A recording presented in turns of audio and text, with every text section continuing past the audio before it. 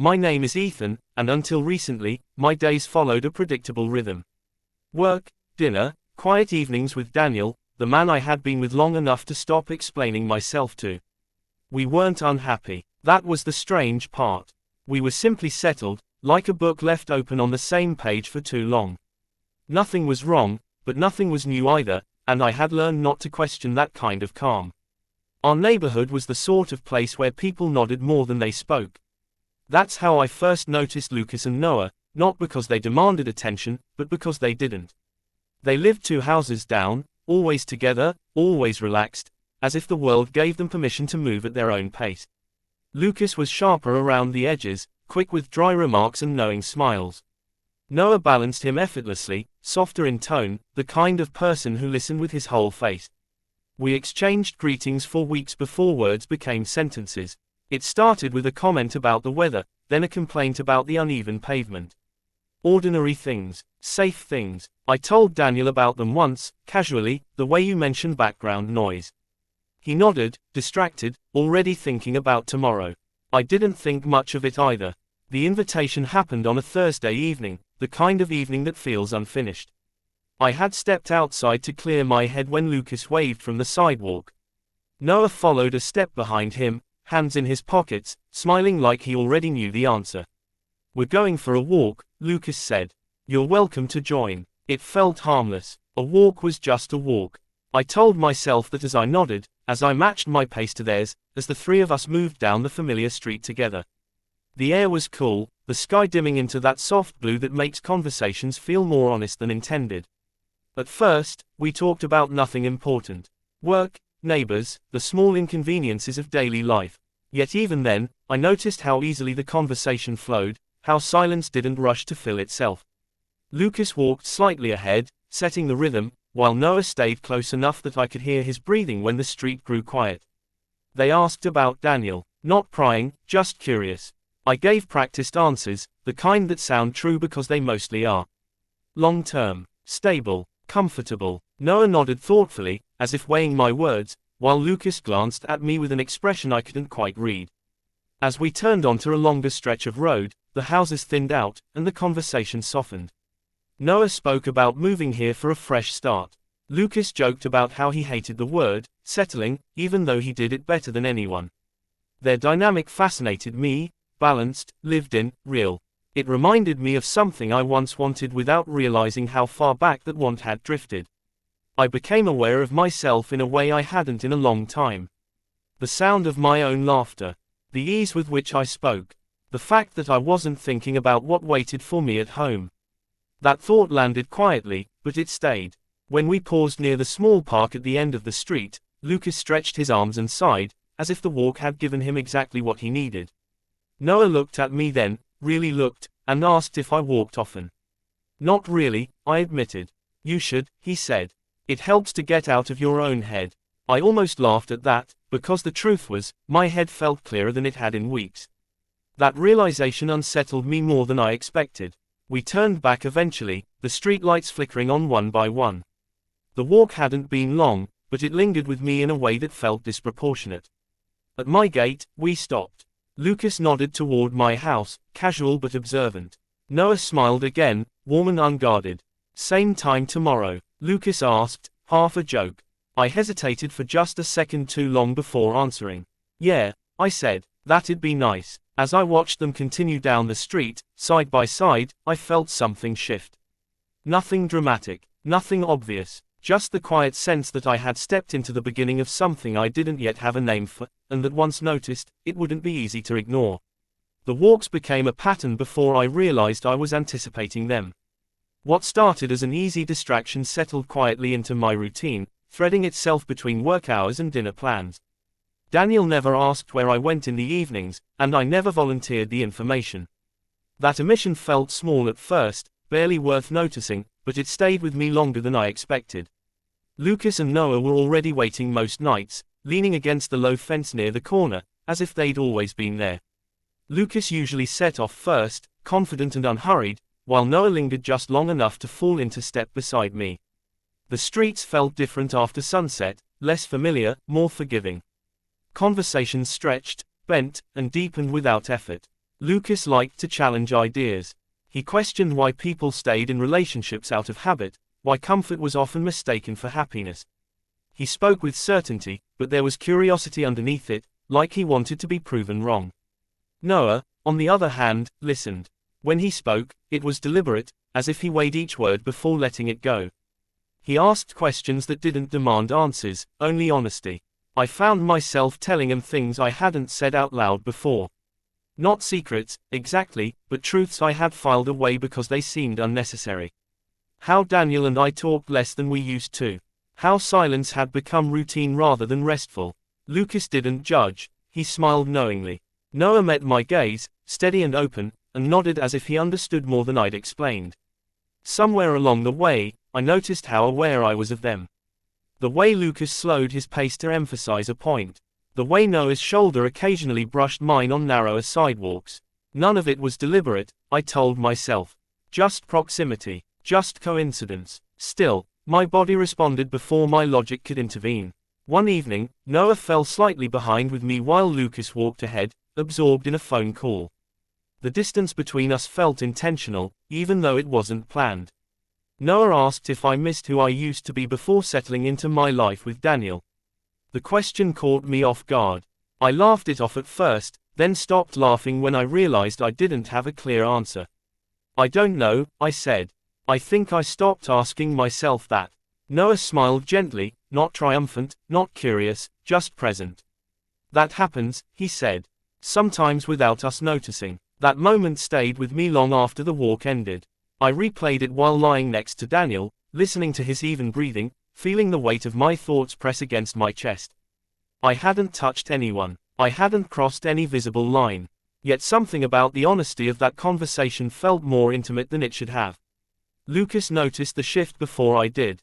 One night, he teased me about smiling too much, about seeming lighter than before. I shrugged it off, but he didn't let it go. Careful, he said lightly. Feeling seen can be addictive. The word landed harder than he intended. Seen. I realized then how long it had been since I felt that way. Daniel loved me, I knew that, but love and attention were not always the same thing. With Lucas and Noah, I felt observed in a way that made me more aware of myself, my reactions, my silences, my wants. I stopped mentioning Daniel entirely. It wasn't a conscious decision, his name just didn't surface anymore. When Noah asked how my evening had been, I answered without referencing home. When Lucas joked about relationships, I laughed without clarifying where I stood. Each omission stacked neatly on top of the last, forming a quiet structure of avoidance.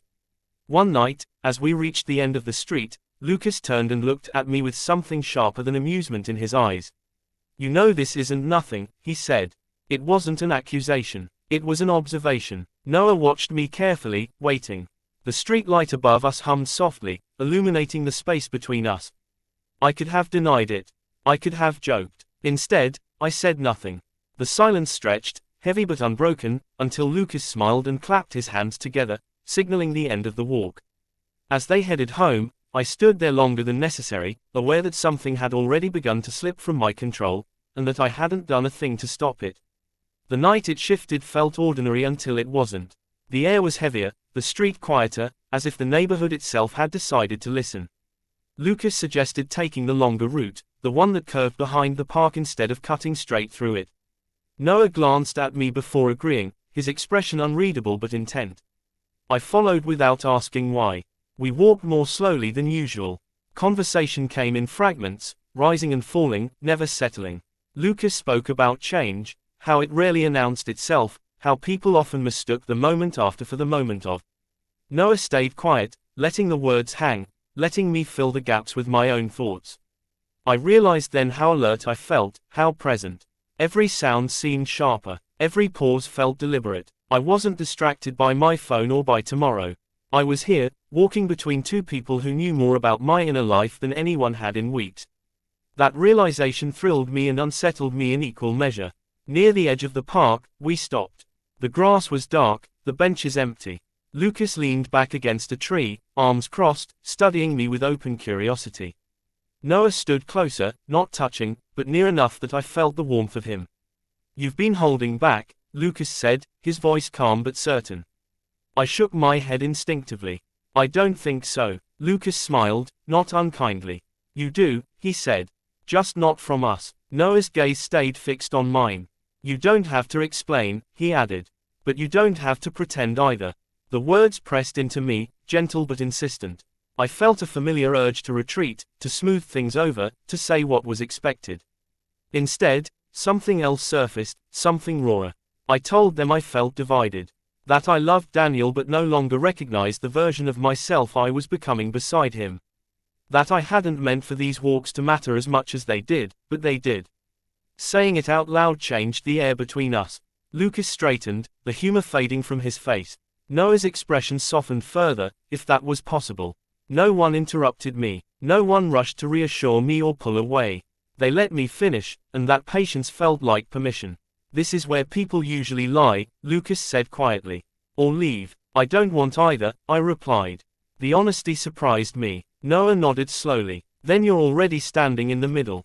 That was the moment I understood what I was doing. I hadn't touched either of them. I hadn't spoken vows or made promises. Yet I had stepped across something invisible and undeniable.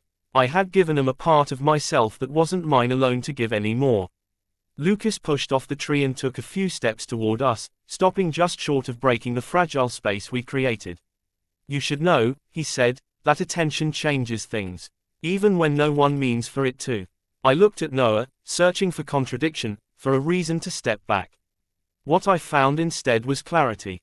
He wasn't urging me forward, but he wasn't pulling away either. He was simply there, offering presence without demand. That, somehow, made it harder. We resumed walking, but the rhythm was gone. Each step felt weighted with what had been said and what hadn't. When we reached my house, I stopped short of the gate. The porch light was on. Daniel was inside, waiting in the quiet way he always did. This is where I turn in, I said, my voice steadier than I felt. Lucas nodded once. Noah met my eyes. We'll see you, he said, not specifying when. As they walked away, side by side, I remained where I was, hand resting uselessly on the gate. I knew I should feel relief that nothing visible had happened. Instead, what settled over me was certainty.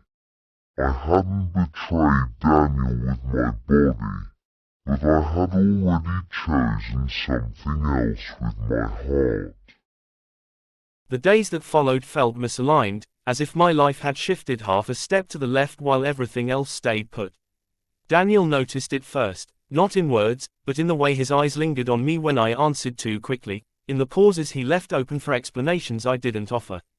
I became careful without meaning to, measuring my tone, my silences, my exits.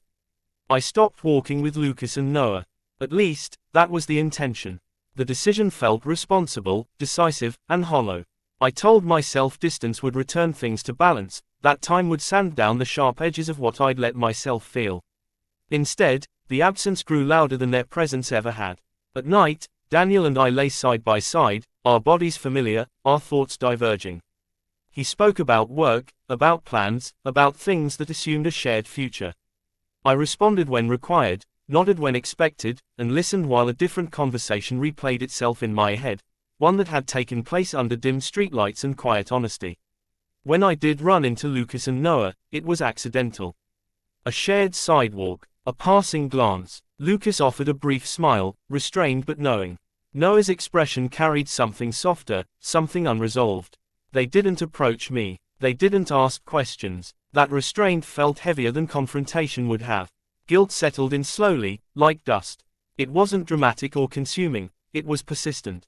I questioned what I owed Daniel and what I owed myself. I questioned whether emotional betrayal carried less weight simply because it left no visible mark. The truth, inconvenient and unrelenting, was that I felt changed. And change, once recognized, refused to be undone. One evening, I chose to walk alone.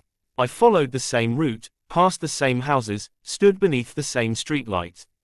Without Lucas's provocations or Noah's quiet attention, the street felt narrower, more honest.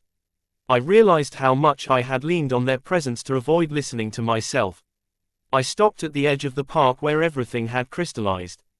The bench was empty. The grass moved slightly in the breeze. I sat and allowed the full weight of it to settle, the desire, the guilt, the relief, the fear. I admitted what I had been avoiding, that the walks hadn't created my dissatisfaction, they had revealed it. Daniel deserved more than my partial presence. Lucas and Noah deserved clarity I hadn't given them. And I deserved the courage to decide rather than drift. That realization didn't bring peace, but it brought direction. When I returned home, Daniel was in the kitchen, sleeves rolled up, moving through a routine we had built together.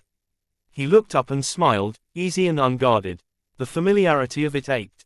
I understood then that whatever came next would require honesty, not the gentle kind I used to soften conversations, but the disruptive kind that rearranged lives.